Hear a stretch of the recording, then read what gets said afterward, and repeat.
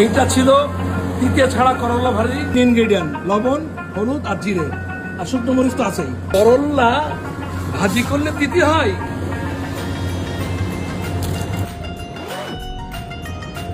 করলা ভাজি করলে তিতে হয়? ওটাই না। আমি কি প্রক্রিয়া করছি দেখেন, করলাটা আমি মাঝখানে কেটে নিলাম,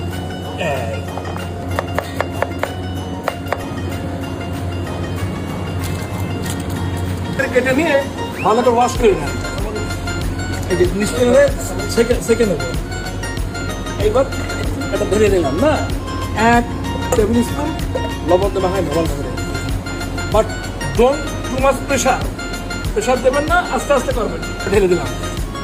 তিতের চলে যাওয়ার চাবিকাঠি আছে এটা, এখান থেকে তিতের রস বেরোবে এবং সেই পানিটা ড্রেনেজ হয়ে যাবে। ওই করলার সঙ্গে আমি কমপক্ষে 4টে রসুনের কোয়া দেবো, আর 6টা হচ্ছে আমি কাঁচামরিচ দেবো, আর এখান থেকে 2টা আমি পেঁয়াজ দেবো। রিমেম্বার, এই 3টে কিন্তু আমি পরে দেবো, এই 2টো আমি করবো। ফুটা করে এরকম করে কাটবো। কতগুলো রস বেরোয়েছে না, এই রসটাই তিতে ভাবটা চলে গেল। প্রথম প্রক্রিয়াতে ভালো করে হিট করে তেল দিয়ে দেন। শুকনো মরিচটা বানানো হচ্ছে, তো জিরে 1 চিমটি এরকম আমি করলা দিয়ে যাবে। করলা no garlic, no onion, no green chilli, ঠিক আছে?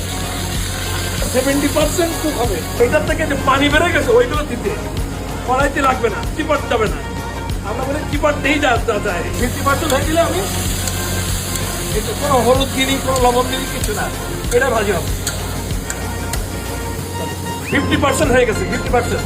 এবং দেখেন রং একদম অ্যাকুরেট আছে। রসুন দেবো, করলায় রসুন 3টে রসুন তো দিয়ে দেবো। আচ্ছা, রসুন দেওয়ার পরে আমি কাঁচামরিচ দেবো 5টা থেকে 6টা, আর পেঁয়াজ একটু পরে দেবো।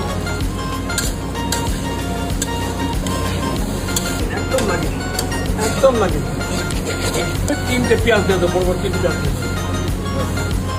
হলুদ অ্যাড করা, আর বাকি আছে লবণ অ্যাড করা, ওইটা লাস্টে দেবো।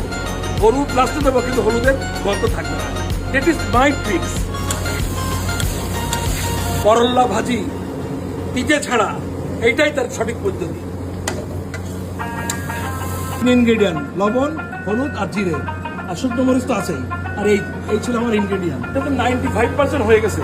আমি এখন একটু হলুদ মিশাবো যাতে চেহারা চেঞ্জ হয়ে যায়। সাদাও রাখতে পারেন, হলুদও রাখতে পারেন।